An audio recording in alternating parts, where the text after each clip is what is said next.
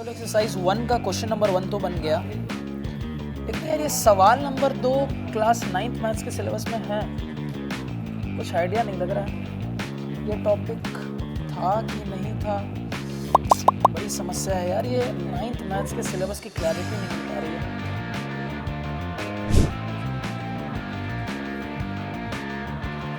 Prince sir के रहते हुए क्लास 9th मैथ सिलेबस की टेंशन। चलो तुमको प्रिंस सर की वीडियो दिखाता हूं सिलेबस वाली।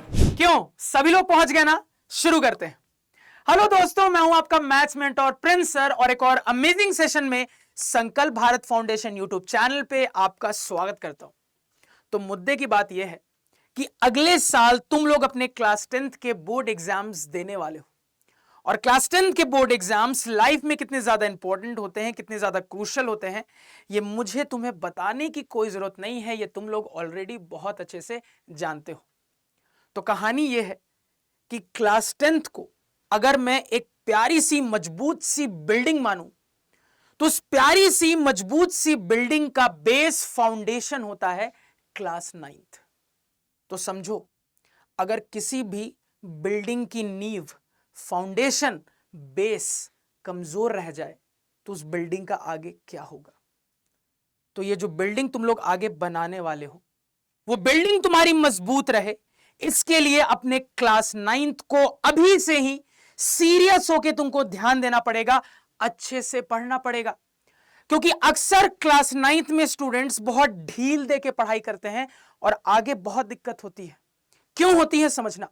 होगा यह कि जैसे ही तुम लोग क्लास 9 से पास आउट होने के बाद क्लास 10th में जाओगे, तो अलग अलग सब्जेक्ट्स में टीचर पढ़ाते हुए तुमको बार बार ऐसा कहेंगे, यार ये चीज तो तुमने क्लास 9th में अच्छे से पढ़ी होगी, अब आगे चलते हैं।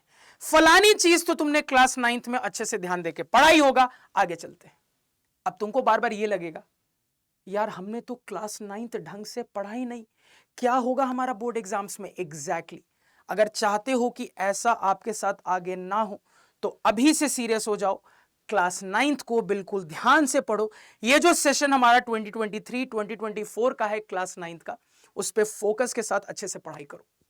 अब मैं जो कहानी लेके आया हूं, मैथ्स की कहानी लेके आया हूं, क्योंकि ये जो हमारा क्लास 9th रूपी फाउंडेशन है, इस फाउंडेशन का एक बहुत इंपॉर्टेंट सब्जेक्ट है मैथ्स। मैथ्स का सिलेबस वास्ट है, हमें बहुत कुछ पढ़ना है, डिटेल में पढ़ना है, अच्छे अच्छे सवालों को प्रैक्टिस करना है। तो क्लास 9th का मैथ्स तो बहुत ज्यादा इंपॉर्टेंट हो जाता है।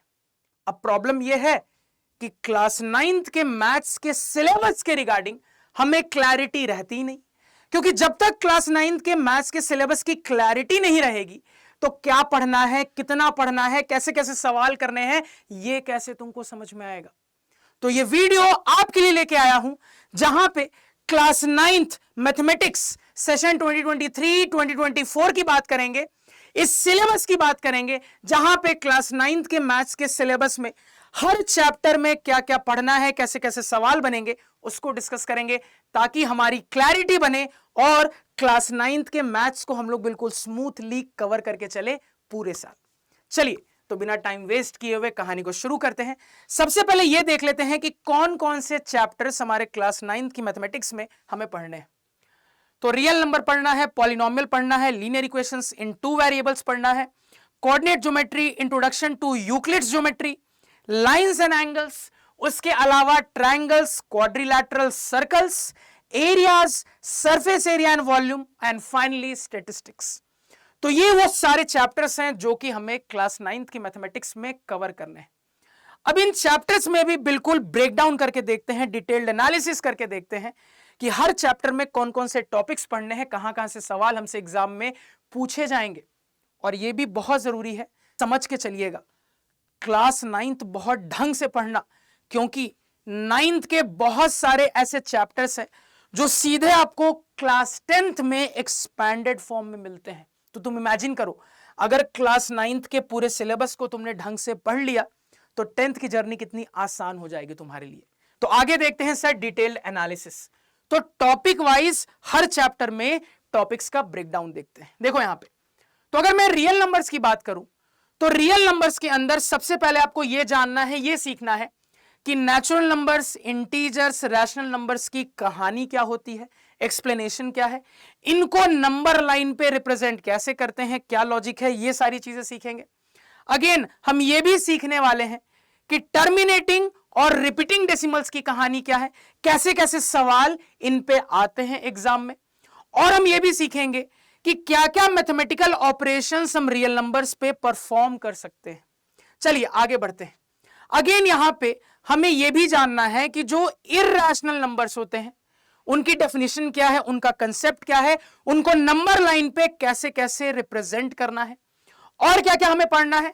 तो हमें यह भी जानना है और इसकी डिटेल्ड एनालिसिस देखनी है कि नंबर लाइन पे हर एक पर्टिकुलर पॉइंट एक पर्टिकुलर रियल नंबर को ही रिप्रेजेंट करता है। अगेन इसका कन्वर्स भी ट्रू है। इस चीज के बारे में भी हम फर्स्ट चैप्टर में बहुत अच्छे से पढ़ेंगे। अगेन हम ये भी जानेंगे कि nth root of a real number का कंसेप्ट क्या है। और देखिएगा सर, इस टाइप के जो एक्सप्रेशंस आप देख रहे हो ना, 1 divided by a plus B root X या फिर 1 divided by root X plus root Y, इन टाइप के एक्सप्रेशंस को रैशनलाइज कैसे करना है, या इन एक्सप्रेशंस के कॉम्बिनेशन आ गए तो कैसे रैशनलाइज करना है, यह सीखना है। इस पे बेस्ड सवाल भी हमें बहुत अच्छे से देखना है। अगेन लॉज ऑफ एक्सपोनेंट्स जो कि हम बचपन की क्लासेस से पढ़ते हुए आ रहे हैं, उनको और डिटेल में यहां पे हमें अच्छे से समझ के चलना है। तो ये आपका पूरा फर्स्ट चैप्टर रियल नंबर्स का सिलेबस का पार्ट है। सेकेंड चैप्टर पे चलते हैं, पॉलिनोमियल्स पे। तो पॉलिनोमियल्स में हमें डेफिनेशन समझनी है पॉलिनोमियल इन वन वेरिएबल की। अगेन हमें यह भी यहां पे जानना है कि एग्जांपल्स क्या क्या हो सकते हैं। और अगर ध्यान दें तो कोफिशिएंट्स ऑफ अ पॉलिनोमियल का कंसेप्ट क्या है, टर्म ऑफ अ पॉलिनोमियल क्या होता है, ये जीरो पॉलिनोमियल क्या होता है, डिग्री ऑफ अ पॉलिनोमियल का कंसेप्ट क्या है, टाइप्स ऑफ पॉलिनोमियल की बात करें तो आपका लीनियर पॉलिनोमियल क्या है, क्वाड्रेटिक पॉलिनोमियल क्या है, कांस्टेंट पॉलिनोमियल क्या है, क्यूबिक पॉलिनोमियल क्या है, यह हमें जानना है। अगेन टाइप्स में ही मोनोमियल, बाइनोमियल, ट्राइनोमियल क्या है, यह जानना है। अगेन पॉलिनोमियल्स में हमें यह भी सीख के चलना है कि फैक्टर्स और मल्टीपल्स का कंसेप्ट क्या है। हमें फैक्टर थ्योरम के बारे में बिल्कुल अच्छे से पढ़ना है, हमें रिमाइंडर थ्योरम के बारे में भी बहुत अच्छे से डिटेल में पढ़ना है। ये जो हमारा क्वाड्रेटिक पॉलिनोमियल का स्टैंडर्ड फॉर्म होता है, इस स्टैंडर्ड फॉर्म का फैक्टराइजेशन हमें सीखना है। हमें क्यूबिक पॉलिनोमियल का भी फैक्टराइजेशन सीखना है फैक्टर थ्योरम की मदद से। और देखते हैं यहां पे अगेन हमें पॉलिनोमियल्स में ये जो बेसिक स्टैंडर्ड फॉर्मूलेज होते हैं स्क्वायर वाले या क्यूब वाले, इनको कैसे कैसे फैक्टराइजेशन में यूज करना है, यह भी हमें जानना है, यह भी हमें बहुत अच्छे से सीखना है। तो ये था आपका सेकंड चैप्टर पॉलिनोमियल्स। अब थर्ड चैप्टर पे चलते हैं, linear equation in two variables में। तो हमें यहां पे linear equation in two variables के अंदर यह सीखना है सबसे पहले कि linear equation in one variable क्या था, उसको थोड़ा सा रिवाइज करके चलेंगे। उसके बाद linear equation in two variables का हल्का इंट्रोडक्शन चीज देखेंगे, थोड़ा सा basics linear equation in two variables का जानेंगे। हम यह भी जानेंगे कि सर इसका स्टैंडर्ड फॉर्म क्या होता है, इसको ग्राफिकली रिप्रेजेंट कैसे करते हैं, सॉल्यूशन की कहानी क्या होती है इसके लिए, यह सारा डिटेल यहां पे हम जानने वाले हैं, सीखने वाले हैं। चलिए आगे बढ़ते हैं। कोऑर्डिनेट ज्योमेट्री में पढ़ना है कि कार्टेशियन प्लेन क्या होता है, कोऑर्डिनेट्स ऑफ ए पॉइंट का कंसेप्ट क्या है। अगेन अगर हम अपने कोऑर्डिनेट प्लेन की बात करें तो क्या क्या एब्रिविएशंस यूज होंगे, क्या क्या नोटेशंस होंगे, क्या क्या बेसिक एसोसिएटेड टर्म्स होंगे, ये सारी चीजें भी हमें सीखनी है, जाननी है। आगे बढ़ते हैं, इंट्रोडक्शन टू यूक्लिड्स ज्योमेट्री। तो सबसे पहले इंडिया में ज्योमेट्री की हिस्ट्री क्या रही है, थोड़ा सा वो सीखेंगे। उसके बाद यूक्लिड ज्योमेट्री के बारे में जानेंगे सर, सीखेंगे। एक्सियम्स क्या होते हैं, पोस्टुलेट्स क्या होते हैं, वो हम समझेंगे। उनकी सिमिलैरिटीज क्या होती है, उनमें डिफरेंसेस क्या होते हैं, ये जानेंगे। अगेन थ्योरम्स की कहानी क्या होती है, ये जानेंगे। थ्योरम, एक्सियम, पोस्टुलेट्स, इनकी कहानी क्या है, ये समझेंगे। अगेन अगर मैं आगे बात करूं तो यूक्लिड ने आप लोगों को ध्यान से सुनिएगा 5 पोस्टुलेट्स दिए थे, ये क्या क्या है उनके बारे में डिटेल में समझेंगे। तो बहुत इंटरेस्टिंग सा चैप्टर है, इसको भी अच्छे से करके चलेंगे। आगे बढ़ते हैं, लाइंस एंगल्स की कहानी पे बात करें तो यहां पे सबसे पहली चीज, सबसे पहला थ्योरम हमें यह पढ़ना है कि अगर एक स्ट्रेट लाइन से होते हुए एक रे पास कर जाए तो जो एडजेसेंट एंगल्स बनते हैं वो मिलकर सप्लीमेंट्री होते हैं। यह कहानी या इसका कन्वर्स, ये क्या होता है, इन पे बेस सवाल कैसे कैसे आएंगे वो देखने वाले हैं। अगेन अगर हम नेक्स्ट थ्योरम पे चले तो हमें यहां पे ये थ्योरम भी देखना है कि अगर दो लाइंस इंटरसेक्ट करेंगे तो वर्टिकली ऑपोजिट एंगल्स इक्वल होते हैं। इस कंसेप्ट पे भी बहुत सारे बेस सवाल हमें करने हैं, इस थ्योरम पे भी बेस बहुत सारे सवाल हमें प्रैक्टिस करके चलने हैं। अगेन यहां पे एक और थ्योरम इस चैप्टर के अंदर हमें करके चलना है कि मान लो एक लाइन है, वो एक लाइन दो अलग अलग लाइंस के पैरेलल है, तो इनडायरेक्टली ये प्रूव हो जाता है कि वो दोनों अलग अलग लाइंस भी आपस में पैरेलल है। अब ये जो थ्योरम है, ये थ्योरम की कहानी क्या है, इस थ्योरम को कैसे सवालों में इस्तेमाल करना है, ये सीखने वाले हैं। तो लाइंस एंड एंगल्स में मेनली इन तीन थ्योरम पे आपको बात करनी है, इन पे बेस सवाल आपको देखने हैं। अब थोड़ा ट्रायंगल्स पे आ जाते हैं। तो ट्रायंगल्स में आपको पूरा फोकस क्लास 9th का कंग्रुएंसी पे होने वाला है। कंग्रुएंसी के अलग अलग क्राइटेरिया क्या है और वो सवालों में कैसे कैसे यूज होंगे, क्या क्या क्राइटेरियाज है। तो आपको एसएएस क्राइटेरिया के बारे में पढ़ना है, एएसए क्राइटेरिया के बारे में पढ़ना है, ट्रिपल एस क्राइटेरिया के बारे में पढ़ना है, आपको आरएचएस क्राइटेरिया के बारे में पढ़ना है। तो इतने क्राइटेरियाज ऑफ कंग्रुएंस के बारे में आपको पढ़ना है और इनका सवालों में एप्लीकेशन देखना है। इसके अलावा एक ट्रायंगल में इक्वल साइड्स के अपोजिट एंगल्स इक्वल होते हैं और इसका कन्वर्स, इस थ्योरम को भी देखना है, इसका एप्लीकेशन भी सवालों में देखना है। आगे आ जाते हैं क्वाड्रिलैटरल्स पे। क्वाड्रिलैटरल की बात करें तो बहुत सारे थ्योरम्स हैं जिनको आपको पढ़ना भी है और उनका सवालों में एप्लीकेशन भी देखना है। क्या क्या थ्योरम्स है, बारी बारी से देख लेते हैं। सबसे पहले एक पैरेललोग्राम का जो डायगोनल होता है वो उस पैरेललोग्राम को दो कंग्रुएंट ट्रायंगल्स में डिवाइड कर देता है। अगला थ्योरम है आपका कि एक पैरेललोग्राम में अपोजिट साइड्स इक्वल होते हैं और इसका कन्वर्स। अगेन अगला थ्योरम है कि एक पैरेललोग्राम में अपोजिट एंगल्स इक्वल होते हैं, इसका कन्वर्स। अगला थ्योरम है कि भैया जी अगर किसी क्वाड्रिलैटरल में एक pair of opposite side parallel equal दोनों हो तो हम उसको पैरेललोग्राम कह सकते हैं। इसका प्रूफ भी देखना है, इस पे बेस सवाल भी देखना है। अगेन थोड़ा सा और आगे बढ़े तो एक पैरेललोग्राम में डायगोनल्स जो होते हैं एक दूसरे को बाइसेक्ट करते हैं, ये थ्योरम, इसका कन्वर्स, ये देखना है, इन पे बेस सवाल हमें देखना है। अगर हम आगे और बात करें तो एक ट्रायंगल में, यानी कुल मिला के ये जो कहानी पॉइंट नंबर 6 में लिखी है, यहां पे आपका मिड पॉइंट थ्योरम है कि line joining the midpoints of two sides of a triangle is parallel to the third side and a half of it। तो मिड पॉइंट थ्योरम की कहानी क्या होती है, इसको कैसे सवाल में यूज करना है, ये भी चीजें हम सीखने वाले हैं। तो ये आपका क्वाड्रिलैटरल का सिलेबस हो गया। अब सर्कल के सिलेबस पे आ जाए तो देखो यहां कौन कौन से थ्योरम्स के बारे में पढ़ना है और उस पर बेस सवाल देखने हैं। देखो ध्यान से, सबसे पहले कि equal chords of circle subtend equal angles at the centre और इसका कन्वर्स। अगेन समझिएगा, perpendicular from centre to a circle to a chord bisects the chord और इसका converse. Again line drawn through the centre of a circle to bisect a chord is perpendicular to the chord. यानी कुल मिला के यहां पे theorem और उसका कन्वर्स लिखा गया है।